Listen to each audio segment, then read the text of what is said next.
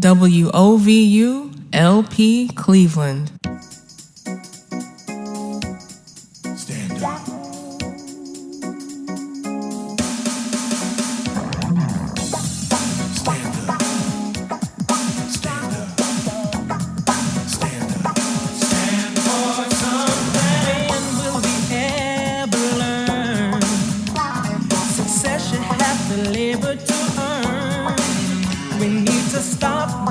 Issues out of black and white. Let's concentrate on right and wrong. And now, our voices today. Why are we led by our pride? Hello and welcome to Our Voices Today on WOVU 95.9 FM. This is Burton Bell Carr Community Radio, and it is wildly busy around here at WOVU. But what a blessing and what a joy to be able to safely be in the company of other people here at WOVU, although we are always practicing physical distance. And you know what, Rabbi, I'm going to start wearing my mask again, honestly, with all of this. Yeah, I think so. I keep a going couple on in the car, yeah. Yeah, absolutely. Mm-hmm. And thank you so much for continuing to use your, what is that, microban? Microban and 99% alcohol. Right. Yes. Mm-hmm. Yeah. So it's OVT Book Club Tuesday. So Rabbi is here. I mean, why else would he be here? What else would you be doing, Rabbi, if you were I would here probably with us? be eating a breakfast of, I think this morning I was going to, but I got started late, I was going to have some scrambled eggs and cotta salami, beef salami, and some raisin toast and pineapple orange juice. Okay. But I'm here with you. That's and a lot of sugar. And ready for the smoke and for the shade that you throw, Well, yeah, it's going to be a fun time. So yes, we do have a wonderful guest that's going to be with us today. But before we get started, look, everybody, the Delta is on the rage. We're on the upswing again. The CDC said that, we could look out for the month of July. They did not tell a lie. All right, things are on the upswing again. Let's be careful. Let's put those masks back on. Let's practice social distancing. And above all, come on, let's get those shots. Come on. Yeah. I mean, it does not make sense. And all the foolishness we're talking about, most of us, I'm the senior in the room right now, and I know I had to have shots. All right, when I entered grade school at John Burrell Elementary, some years ago, and to enter school, you had to have immunizations. All right, and my children did, my grandchildren have, my great grandchildren, and now I have some great grandchildren. All right, and they've all had to have shots, and nobody said anything. We went and did what we had to do to enter our children into school. Let's take care of ourselves, all right, and take care of one another. Let's get the shots and move on. Even you see there are 5 or 6 people out of Texas and D.C.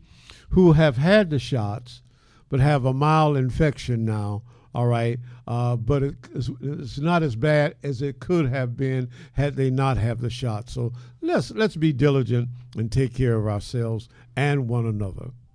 Yeah, absolutely. Let's be diligent, take care of ourselves and one another. You take care of yourself very well, Rabbi. Well, thank you. And I don't know how to take that coming from you. Right. It's normally a shade, but okay, yes, come on. Yeah, but you were about to tell a story about a particular eatery that you visited. Can you share that with us? About what? Oh, I went to a restaurant last night, and listen, we go there often. They have a dish that I really love. I mean, it is good. But we went there last night, and I asked for, my wife got a peach iced tea, and I asked for an Arnold Palmer. All right. And the waitress didn't know what I was talking about. So I said, okay, well, she's relatively new then. All right.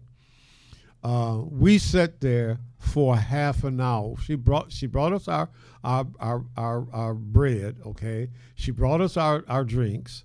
All right. We sat there half an hour after we ordered the entree. Uh-oh. Everybody who came in after us that had a different waiter or waitress was served and almost through eating before she came with and she had disappeared and didn't show back up for half an hour. But what we did, we didn't go low, we went high. All right. We tipped her more than 20%. All right. To let her know, that we weren't cheap people who were trying to get away with something, okay? And that the next time, don't take it for granted that people will not treat you right, all right? And so the dish is, oh man, it has lobster, it has crab, no, not crab, it has scallops, shrimp, and mussels over linguine in a white wine sauce. Oh man, make you want to slap your mother-in-law. Oh boy.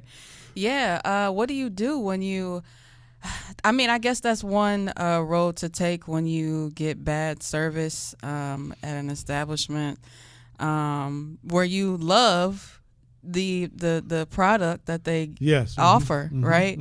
But the service is just atrocious. Yes. There is another place, a black-owned place. Yes, I think I know what you're talking about. Where on the west side and east side also. I don't know. I'm not sure about west side. I think they started out on the west side. Okay. Well, I don't know if we're talking about the same thing, Okay. but there's one thing that I love that's really, really good, and the only thing that keeps me from getting it all the time is because I don't want to deal with those people at that place. There's just this vibe of just like disrespect and just nonchalance, like they're doing me a favor. Yes. So I don't know. Yeah. It's just odd, and but you want to support, right? Yeah. But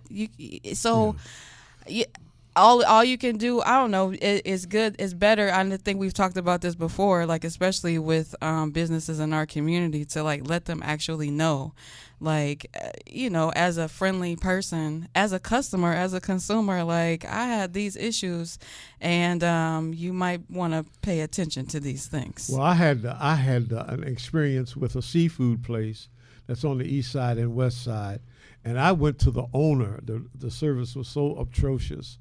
I went to the owner, and guess what? I don't understand. You didn't give a kitty. I know. Right. And like you're so, gonna come anyway, huh? They ended up opening a place on the east side, and I went in there a couple of times. And the young lady who waited on me happened to be a co-owner, and I shared with her, all right, our experience and whatnot and so forth. And she said, well, you could rest assured that will not happen here. All right. And so I've been going into that location, and it's been successful. I don't mind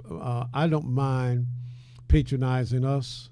All right. Yes. And but most places, many of the places that we go into, as you said, they act like they're doing you a favor by you coming in, and I resent amazing. that, and I try to drop a dime to them. All right, that listen, this is not acceptable. It's like the place I told you on Mayfield. Two African American sisters have almost a dollar store on Mayfield Road, and it's the bomb. Yes, it's the best dollar store I've ever Right, encountered. Things are nice. It's very well laid out. It's very well organized. It's clean. All right, the shelves are stocked. And we went in. I think it was last year to get Easter baskets, and we wanted 3 alike, and they only had 2 ready. And they stopped and made up a 3rd one for us to our liking. Yeah. I mean, with no, and they were glad to do it. Right. And that's how we ought to treat one another. we have. I want us to deal with a term later on, TC. Okay. We have a wonderful guest in here, and I Yes. don't want to prolong this before we get to her. She drove all the way out of the country to get here. Okay. But there's a term I want us to deal with maybe next week or week after next, and it's called tangled pathology of the black family. Okay. The tangled pathology of the black family. And it's some of the things that we need to begin to examine, why we do the things we do, how we do the things we do, and some of the underlying causes and the effect of it socially and culturally. And Right. and I think it's important that we get this on the air and get it out into the community. Okay. Yeah, it sounds quite interesting. So I'm looking forward to unpacking that. The All right. tangled pathology of the black family. All right. Listen. About 21 years ago, I got involved with the Adams Board of Cuyahoga County, which I'm still with. In fact, we are doing some great things with the Adams Board, and one of the most delightful people. And I hate to say this because she's an AKA. All right, one of the most delightful people that I met Fighting words. was a young lady named Judy Jackson Winston, a wonderful black woman. She's a beautiful black woman. I call her a beautiful chocolate chip, but has a personality that draws people to her.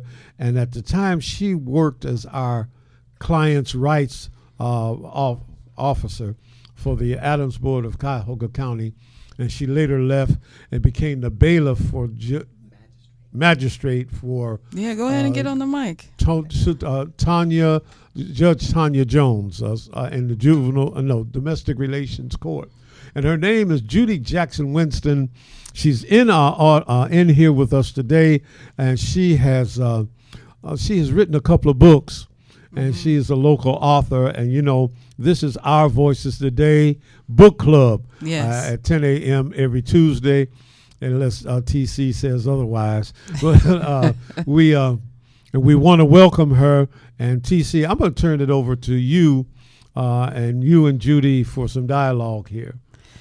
All right. Thank you, Rabbi. Welcome to the program, Judy Jackson Winston. Thank you for Yeah. having me, guys. I'm Yeah. so excited. I was running a little bit late. I did come a long way, but I'm here now. Oh, so where out in the country are you coming No, from? she's making a joke. Yeah. I live in Lyndhurst. Oh. So I had to drive kind of far. That's right. With respect to the traffic, there's like no easy way to get here. Yeah. Oh, right. You're right. And you were shaking your head when we were talking about the dollar store that is in your neighborhood. That's right. Yeah. And you know what? That is an excellent dollar store. Mhm, And yes. the people who work there are just awesome. Yeah. And I agree with everything you all said. We want to support our community, and we should support our community. Support me, get some of my books, okay?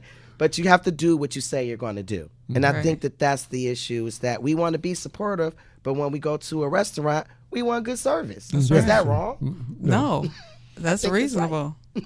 Yeah, absolutely. Absolutely. So, Judy Jackson Winston, also known as AKA JJ Winston, pun intended, is a licensed independent social worker, and you are an attorney who for 19 years served as an advocate for individuals and their families who suffer with behavioral health disorders.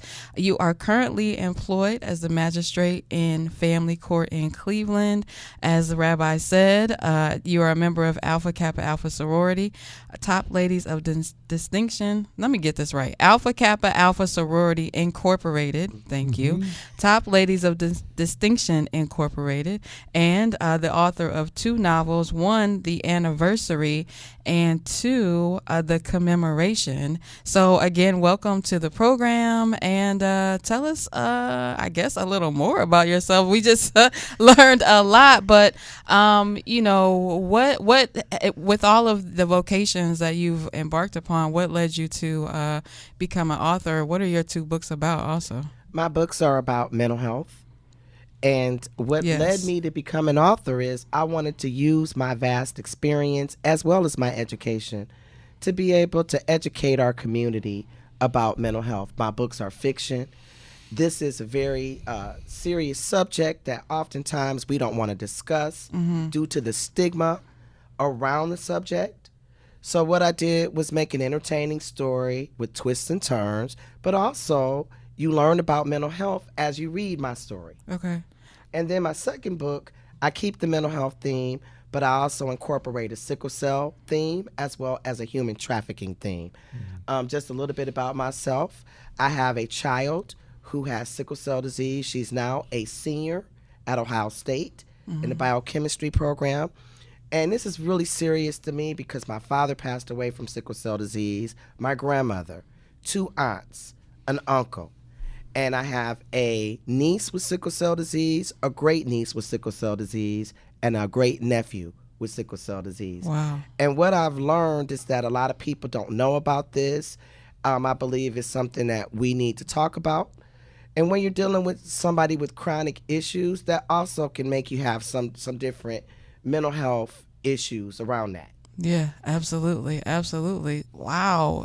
That many people in your family affected by sickle cell, which reminds me how important it is for Black people to donate blood. Yes, right? please, particularly during this time. And during COVID, it has been such a reduction in blood donation. And this is, very important for people who are dealing with this issue. And in particular, we need African Americans to donate because that is the blood that other African Americans who have diseases like this need.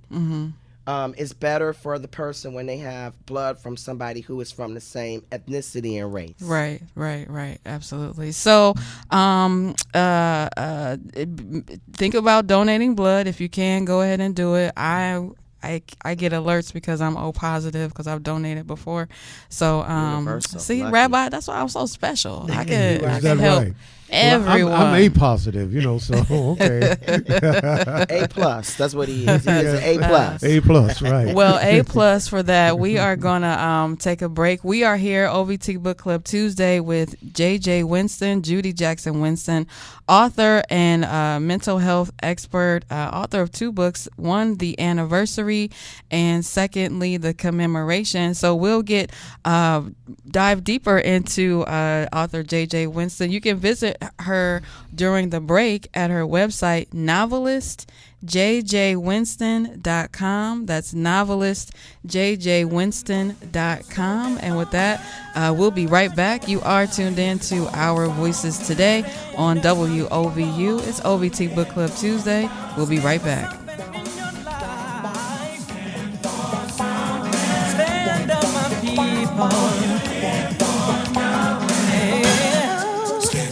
How will we ever know if we were never taught or told to never stop fighting? Don't ever quit just 'cause the rich get. Calling all families and students. School will be back in session before we know it, and we want to make the transition from summer break a fun one. WOVU 95.9 FM and the Carolines Health Center Central Neighborhood Clinic are pleased to bring you the Back to School Rally, Saturday, August 14th, 12 to 3 p.m. at 2916 Central Avenue in Cleveland. Join us for fun, interactive outdoor activities for the family, as well as music, giveaways, community boutique, and more.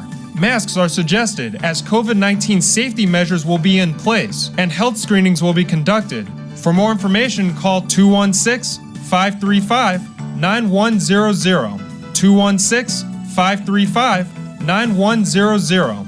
End your summer on a high note at the Back to School Rally on Saturday, August 14th from 12 to 3 p.m. at 2916 Central Avenue in Cleveland. Brought to you by the Carolines Health Center, Central Neighborhood Clinic, and WOVU 95.9 FM. Our Voices United, a Burton Bell Carr community radio station.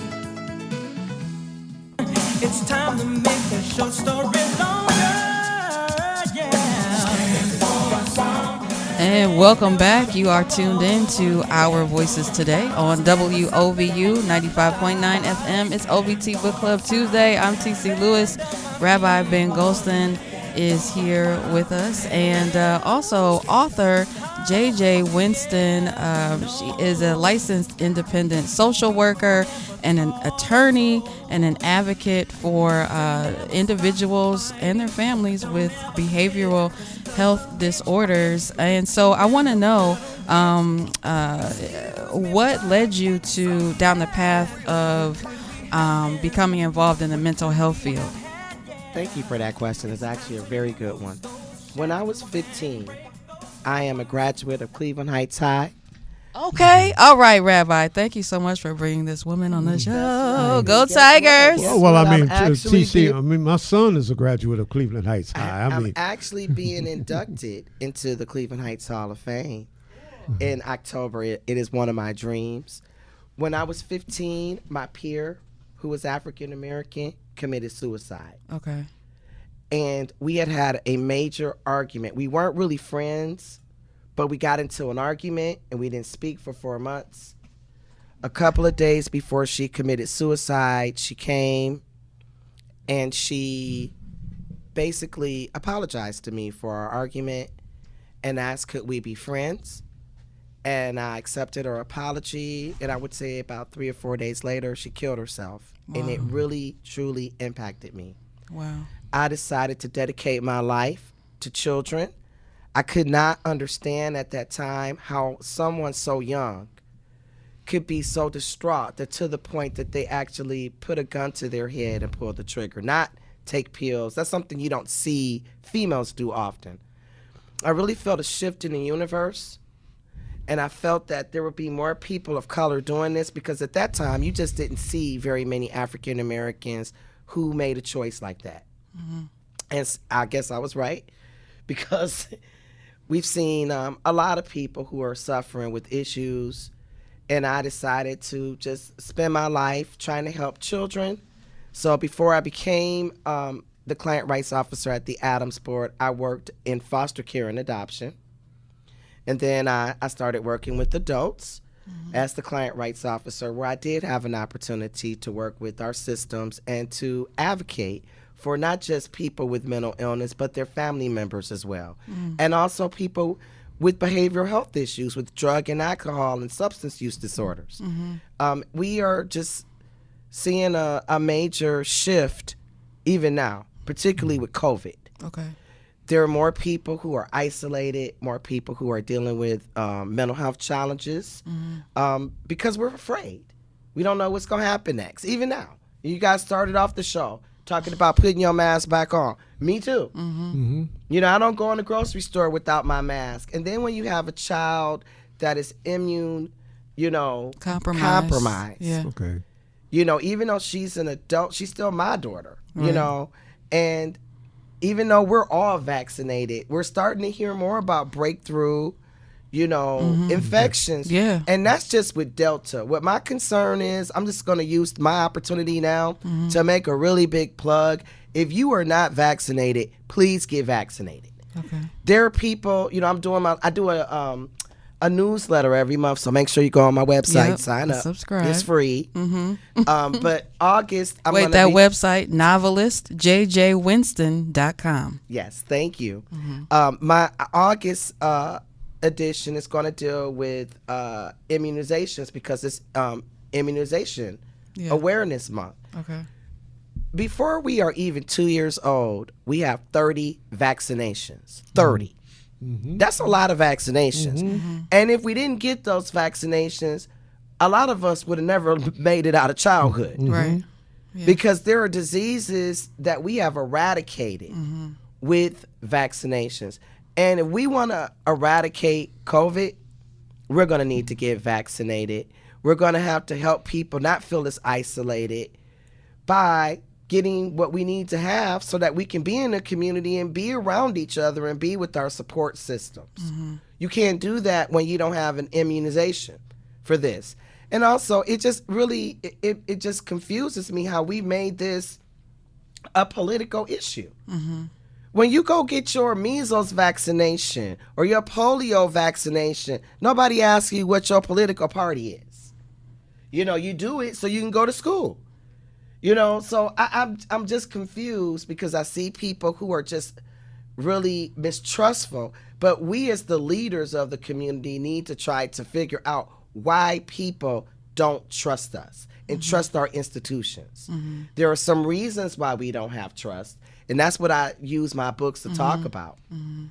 There's reasons why the African American community has lost faith or have had little faith in our institutions. It is because of some of the different experiments like Tuskegee, with the syphilis. Right. Well, let's talk about that as it relates to mental health, because it's socially documented that according, Black people tend not to seek out help for mental health issues. And so I'm feeling like that's decreasing, as our awareness increases, as we talk about it more, as we continue to the attempt to destigmatize getting assistance for these types of challenges. And, I think one of the things that throws people off too is being labeled, put into a category where you are afraid that you're going to only be seen as this thing,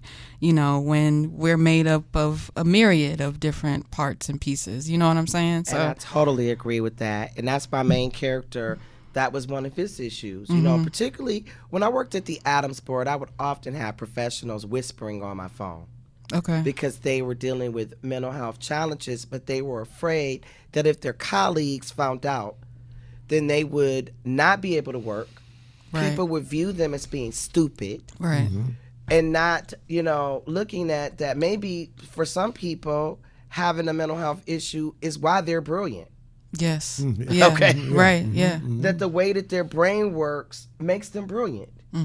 And not seeing a silver lining, even with the COVID situation. I use COVID to finish my second book and do a whole bunch of other stuff. What we want to do is be able to look back about what we did with our time. But to not divert from your question, there has been a lot of mistrust. And what we need to do is understand that there's reason for that. There was times when, if you told people your information, they took your kids. They split your families up. Further, oftentimes we don't have as many people as we should of color who work in this field. We're lucky that we have Rev to be able to be here to help us and to be the leader of the board for the Adams Board, to have people who look like us reflected in the professionals who do this work. I think that is really a big issue. And plus, we don't also sometimes want to be viewed by another culture's lenses. Right. Yeah. I think that's a huge issue. Most people want to work with people who look like them. Even now, we still because don't what have, you look like in this country determines your experience. Absolutely. Yeah. It's not that all of us who have brown skin have the same experiences, but we do because we live in this country. That's right. Yeah. And you know what? And that's the one thing. We're all different. And that's sometimes we get put in a box by the main community, the majority. We're all different. But what it is that we know what racism is, many of us. We've experienced that. We know how it is to be treated a certain way based on how we look. And if you're not a member of that community, it's hard to understand that. Yeah. Yeah, it is. Absolutely. Absolutely. So your first, is the anniversary your first book? It is. Okay. And so just to let our listeners know, again, the website, novelistjjwinston.com. You want to make sure you go there. In the anniversary, you'll meet Granville and Juliet Stubbs as they try to come to terms with several losses that precipitate Granville's mental health diagnosis. The trials and tribulations chronicled by the Stubbs family in this fictional account explore several topics, including communication, marriage, acceptance, and forgiveness. And this was meant to give voice to individuals and families who live daily with past trauma, loss, and the stigma attached to being diagnosed with a behavioral health disorder. Is there any particular client or family that this is based off of? Maybe your own personal experience? No. You know what? I worked at the Adamsport for 19 years, and in that time, Rev is smiling because he knows he was there with me. The work that I did, I worked with, thousands of families and just hundreds of individuals who are dealing with mental health. I just took a whole bunch of different people's experiences and wrapped it into one. Yeah. Okay. Yeah. And so, the creative part about it, though, because clearly you have much experience on the clinical side, experiential side. How did you come up with the background for the individuals? Well, you know what? I love to read, and I always love to write. Like, everybody has a talent. That's always been mine. In school, I was always gifted and talented writing. I'm okay with science. I'm okay with math if it's my money. If it's my money, we're going to take $1 and turn it into 10. Okay, but I always excelled at writing. And honestly, I'm just making a joke a little bit, but kind of being an egomaniac a little bit helps because I feel like when I read people's books, I can do that. So I would always write short stories. And I wrote this short story that the anniversary came from. And I let a professional writer read it, and she loved it. And she told me that I need to develop that into a novel. So over the years, that's what I did. But what's important when you're independent is that, you have to have people who work with you on a team. Just like when I worked at the Adamsport, I didn't do that work by myself. I was part of a team. We work together. There, I'm creative, but I can't do everything. So I had to make sure I get the right editors and people who can go behind me and make sure that what I did was right. Yeah. So that when people read it, it's not filled with mistakes. And actually, my book. Please, even on social media, it's important. Can we use, if we're going to use punctuation, use it properly, put our prepositions in the proper places and things of that nature. Thank you. Please continue. That's so true. But as you can see, my book, it was a finalist, the anniversary, last year for the 2020 Book of the Year Award in the outstanding women's fiction. And then recently, just a couple of months ago, the commemoration, it won 2 Eric Hoffer Awards. They were finalists for 2 different categories, which is kind of a big deal for Eric Hoffer. It's a huge contest. And only 10% of the people who participate place for a finalist badge, and they had over, I think, 3,000 entries from all over the world. So I'm very, very pleased and very happy that people are getting my message. And then I wanted to really make a big deal about human trafficking. Why? Because when I worked at the Adamsport, I worked with several people who were victims of human trafficking. It is modern slavery, and it happens right now, today. And people do need to understand that. And it's sometimes people who have drug problems are finding themselves victims of human trafficking. But what I did with my book is I wanted people to know it's not just that. There are people who were used as labor, just like during slavery. Right. Yeah. And we're kind of seeing that as we're following the Britney Spears situation. From what I've heard and read, like that's exactly what is happening to her, or what has been happening to her. I don't know if y'all have any thoughts on that, but that's a good place to take a break. We are deep into OVT Book Club Tuesday. This edition, we are here with author JJ Winston, author of the commemoration and also the anniversary, 2 stories that help illustrate the trials and tribulations of families and individuals going through mental health challenges. And when we come back from the break, I want to talk about how different situations and relationships are affected negatively or even perhaps positively by mental health issues, how we cope, how we deal with them, especially as Black people, and even being diagnosed correctly. You know what I'm saying? So there's a lot to unpack here. So stay tuned. More with our author JJ Winston, myself TC, and Rabbi Ben Gohlstin when we return from this break. You're tuned in to WOVU 95.9 FM. Now who is gonna stop you from being a man? Stand up.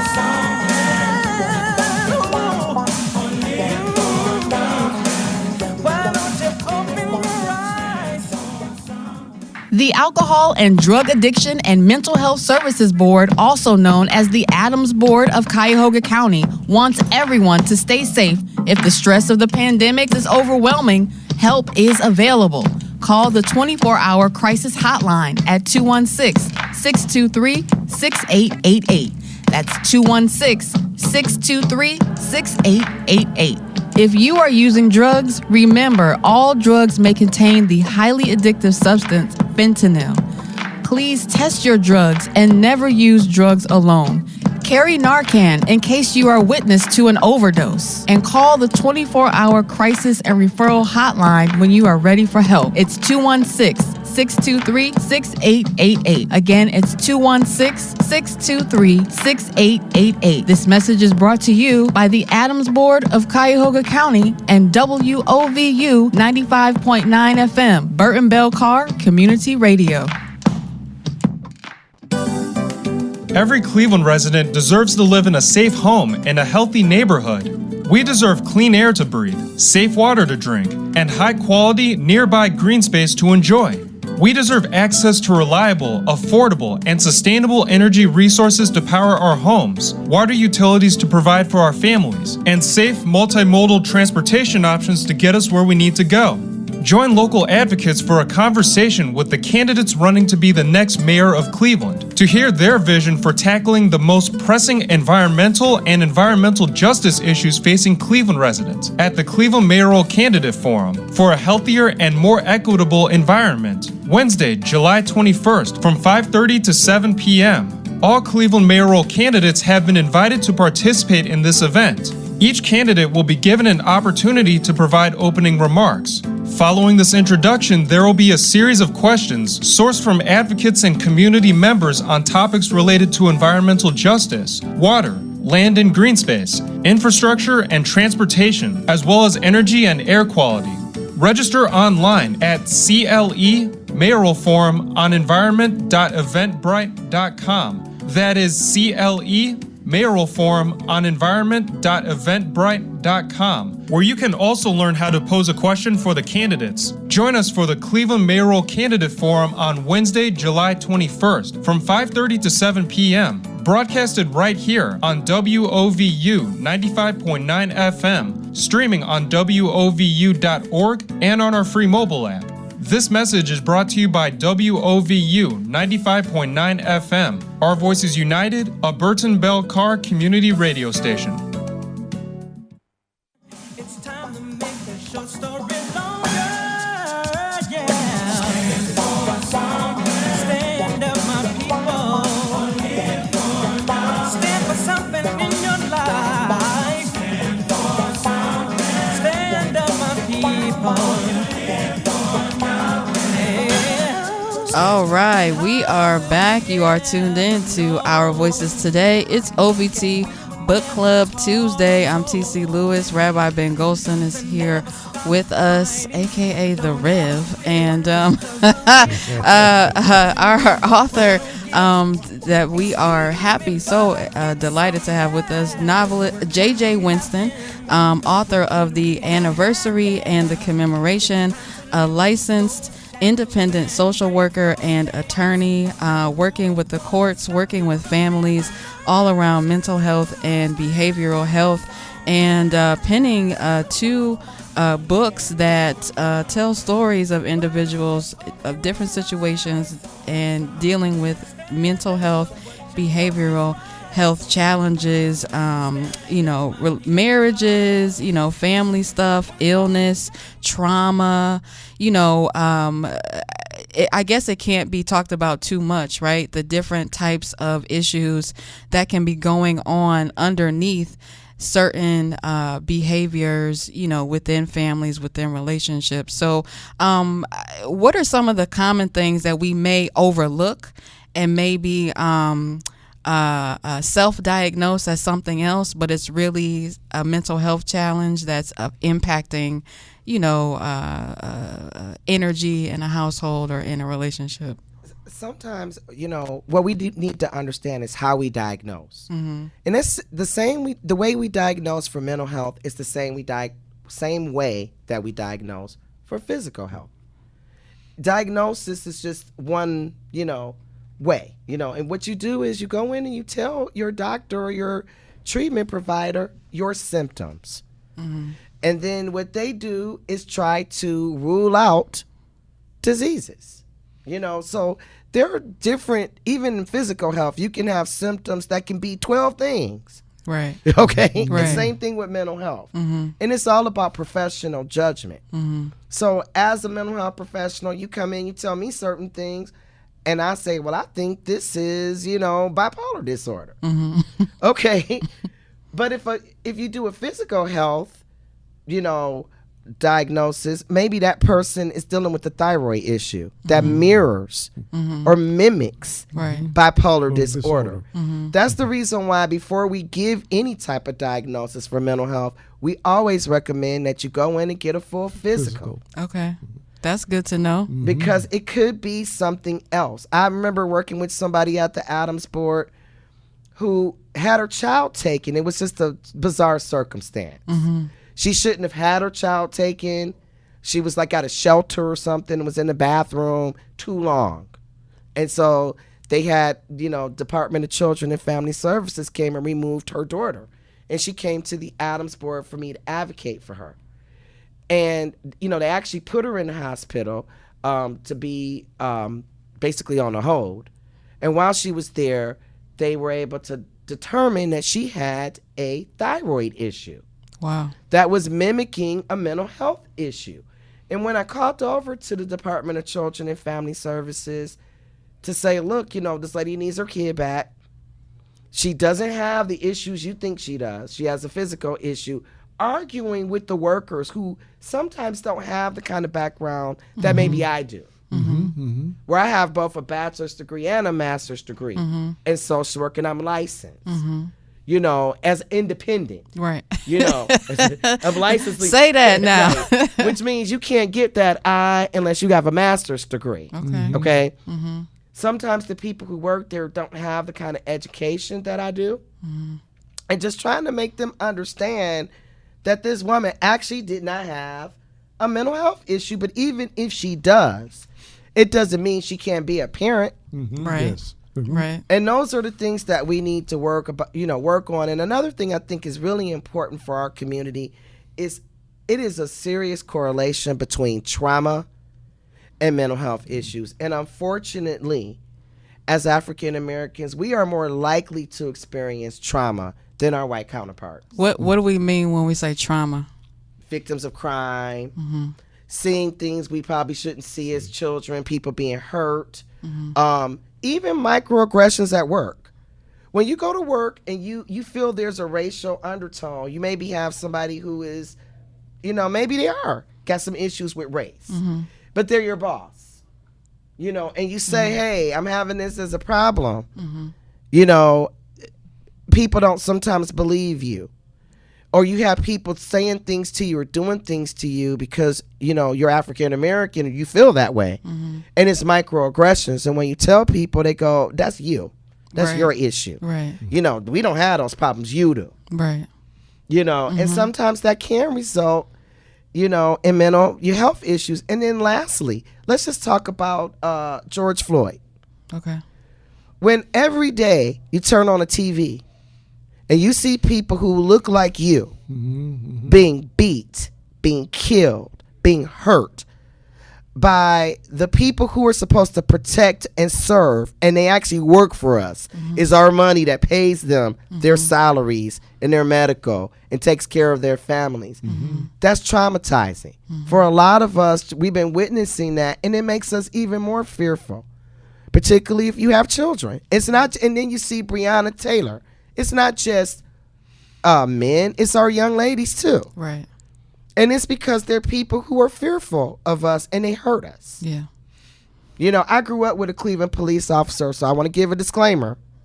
Unfortunately, my stepfather, he passed away last summer from COVID.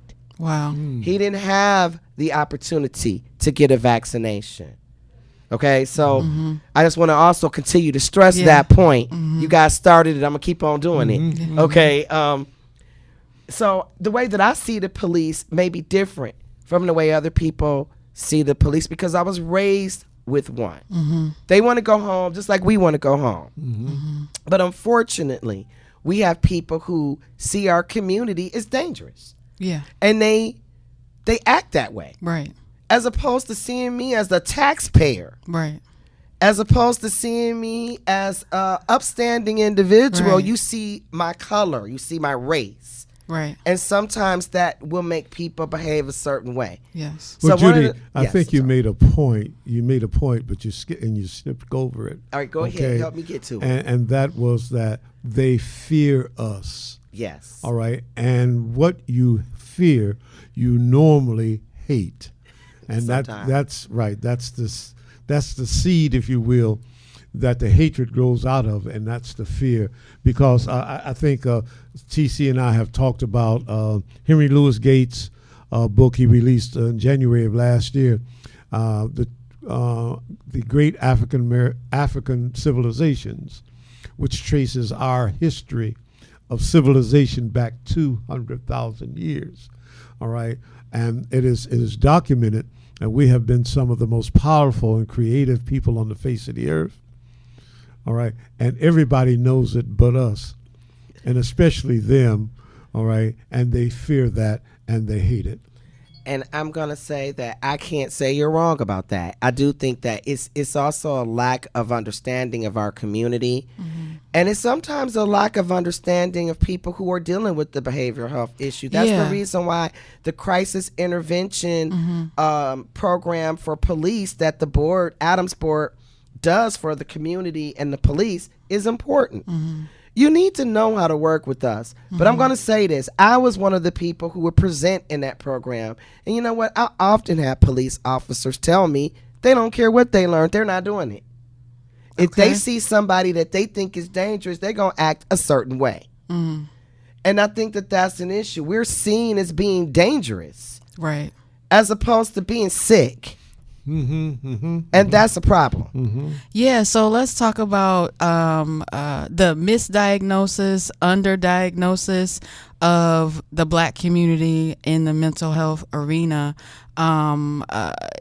Like you said, sometimes it could be a physical issue presenting as mental health. It could be a mental health issue presenting as a physical thing, because many times when we're having something going on chemically, it shows up physically. Absolutely. Yeah. And you know, it does happen a lot. You know, there are times where you'll see people who have different issues, like maybe you have high blood pressure because you're dealing with a whole bunch of mental health issues. Yeah. Yes. Right. You know, and you have a risk of having a stroke or having an aneurysm because you're under stress and pressure. Unfortunately, our community is being attacked by numerous different forces Within and without. That's right. And so you will see us, and again, you know, I cannot underscore enough trauma and how much trauma impacts what we are seeing right now. You know, if you go outside, you know, and you're driving and you get stopped by the police and beat up just because, you know, they're afraid of you, that's traumatizing. Yes. You likely will have some mental health issues that result from that. And these are, and you know what, the misdiagnosis and the underdiagnosis. Unfortunately, we are diagnosed with diseases like schizophrenia a lot higher than our white counterparts. But part of what you see is that because of the fear that our community has of this particular system, that by the time we get to you when you're ill, you're very ill. Okay. Like something that could be a cut that I could put a Band-Aid Right. on now becomes a surgical wound. Right. Because you just keep pushing everything down. And that's what my character is dealing with. You know, and so my book is the commemoration is a continuation of the anniversary. And I'm in the process Okay. of writing the third book, The Revelation. Okay. All right. All right. Okay. All right. I'm Coming trying soon. to do it. I'm trying to do it, guys. That's not the You know, you revelation are of Jesus doing it. Christ now, is it? But we do got some Jesus in the book because that's what we need too. Yes. Yes. You know, we need something to believe in. You got to have faith in something. And, you know, it's hard to have faith in people. But what's important is that there are people out here who are skilled, who can help you. And if there is an issue, to talk about it is the most important thing. Trying to keep all this stuff buried doesn't help anybody. All it does is hurt. Yeah. So how do we know if it's not, most of us we function normally. We can get through the day to day. And that's what mental health is. It's basically, when we use that term, it's really how well can you function? How well are you functioning? Right. But you could be functioning well and still be dealing with some things under the surface. How do I know when it's time to reach out and talk to somebody? Well, I feel like it's a lot of things that give you pause. If you're a family member, you know when something's going on with your relatives. Really, you do. Yes. Even if they go to work every day, they come home. Okay, you talk to them. And sometimes, hopefully, sometimes what we need to do is encourage that it's okay.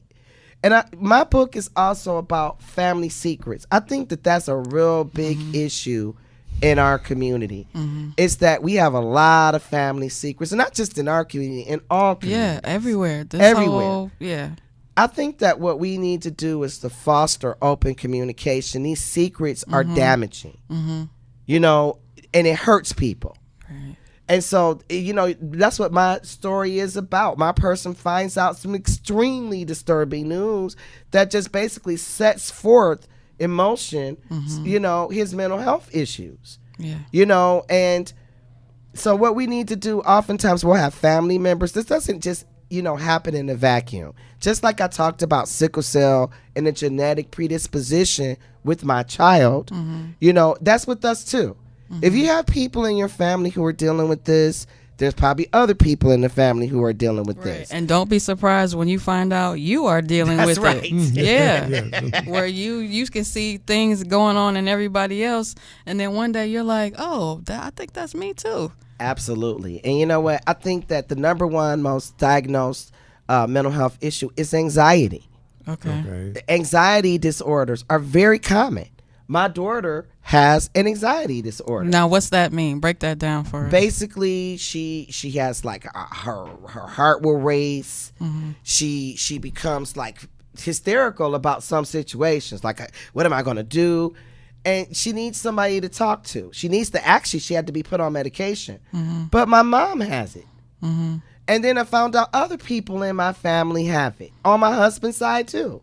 It's actually very common. It's been normalized. Panic attacks. That's right. My daughter and my niece, they thought she had COVID.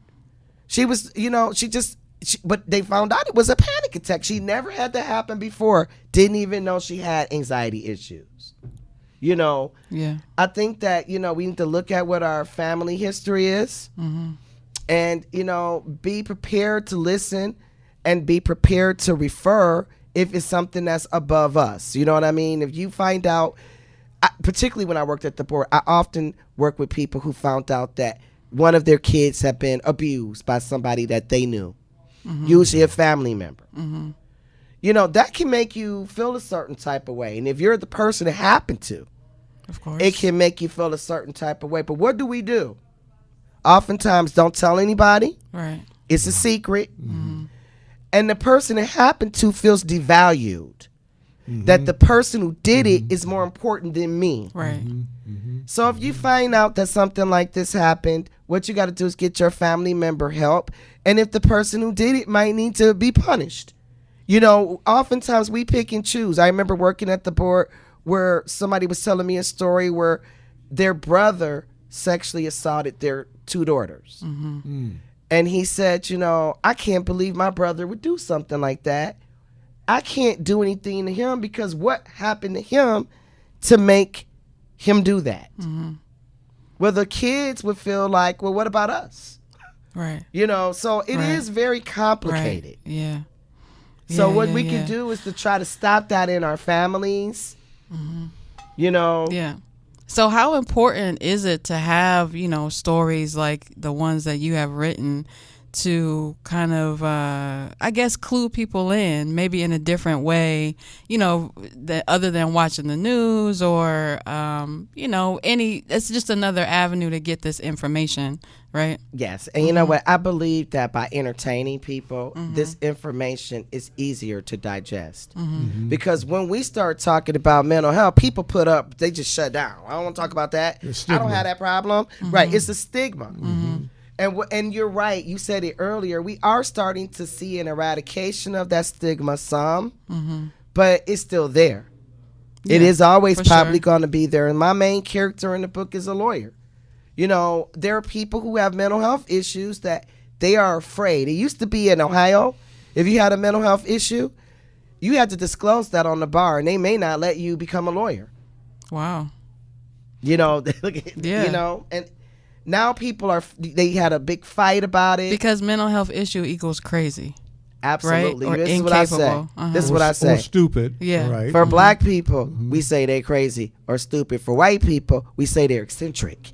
Right. If you got money and you white and you got a mental health issue and you do odd things, we say, you know what, they're eccentric. But if we do those things, they go, that person's crazy.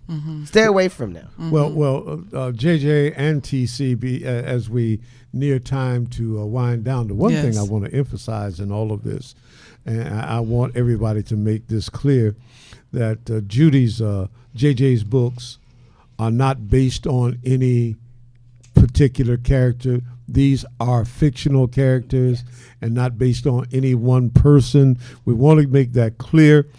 All right, so that someone may say, well, that sounds similar like me, and because I had contact with her, she's talking about me. No, these are all make-believe fictional characters, and please keep it in that context. That's right. And you know what? You'll see, if you read my books, that you might see some of yourself in it, because I've often am asked, who did I base this on? Because it seems so real. That's just the power of my writing. Okay? That's right. That's what I want, is for it to feel real, but it's not real. It's fictional. And, you know, a lot of us have many of the same things. We see this, when you work in this system, you see the same story over and over and over again. Yeah. And so what we want to do is change the endings so that they're happy ones. Yes. Right. And make new healthy beginnings. That's right. How about Absolutely, that? TC. How about that, Rabbi, for a segue out of here? Yes, all right. All right. Well, listen, folk, you know, we want you to join us again. We do. At 1 o'clock with Black Thought, Everything Must Oh, Change. look at that. At 1 o'clock Plugging this your own afternoon program with Ben Gohlstin on my program. and TC Lewis and our special guest, Goodness. Mr. Guru Charlie Beard. All right. So we're looking forward to seeing you folk at 1 o'clock.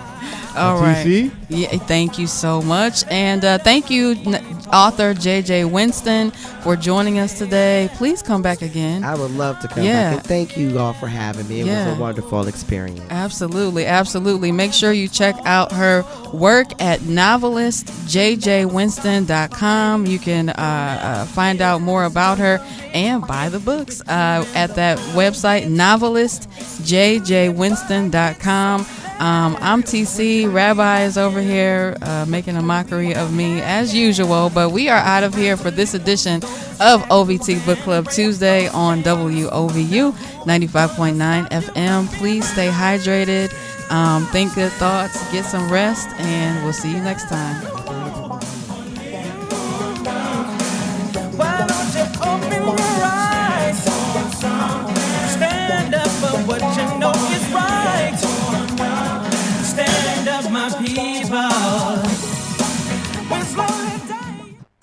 The Thea Bowman Center has been serving the community for over 50 years and provides services to help support Mount Pleasant and surrounding communities of all ages. Some of these programs include adult education, like GED and computer classes, food pantry, senior outreach, youth after school and summer programs, and much more. Are you a Cleveland resident in need of GED preparation, a food pantry, youth or senior programs? Call the Thea Bowman Center at 216-491-0669 or visit theabowmancenter.org to register today. This message is brought to you by the Thea Bowman Center and WOVU 95.9 FM, Our Voices United, a Burton Bell Carr community radio station.